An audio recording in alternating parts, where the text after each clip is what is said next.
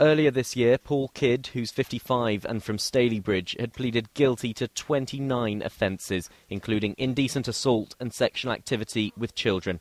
He also admitted having more than 18,000 indecent images of children on his computer. The catalogue of abuse spanned 3 decades, some of them while he was serving in the royal household as a senior footman to the Queen Mother. Following today's sentencing, one of Paul Kidd's victims has spoken anonymously about the effect the abuse had on him. He's just a sick man that doesn't deserve any feelings towards him at all. If I started feeling anger towards him or anything like that, or any sort of emotion towards him, then he's won. And he'll never beat me. Never beat me. I don't feel anything for him at all. Paul Kidd befriended his first victim back in 1973. At the time, Mr. Kidd was 20 and the abuse began the following year when the boy was 14. During the period of abuse, Kidd even took the boy to a royal tea party at Clarence House and introduced him to the Queen Mother as a friend. Kidd met his next victim in 1981. Again, the boy was 14 years old when the abuse started. The most recent period of abuse began in 2005. Once again, the boy was 14 years old.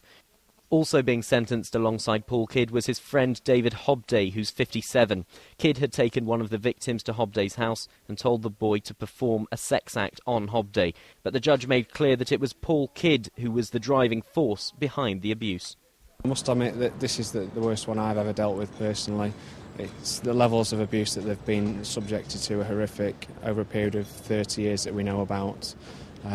He's used many different mediums to contact his victims, Paul Kidd, and obviously he's shared at least one victim with another person that we know about, and I've got no doubt in my mind there are more out there.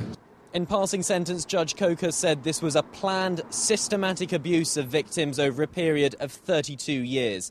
He said to Paul Kidd, "You're someone who's dangerous. You manipulated their feelings and you present a risk to all young people who you may come across." For that reason, he passed an indeterminate prison sentence for public protection, meaning Paul Kidd will only be released when he's considered to be no longer a risk to society and will serve a minimum of 6 years behind bars.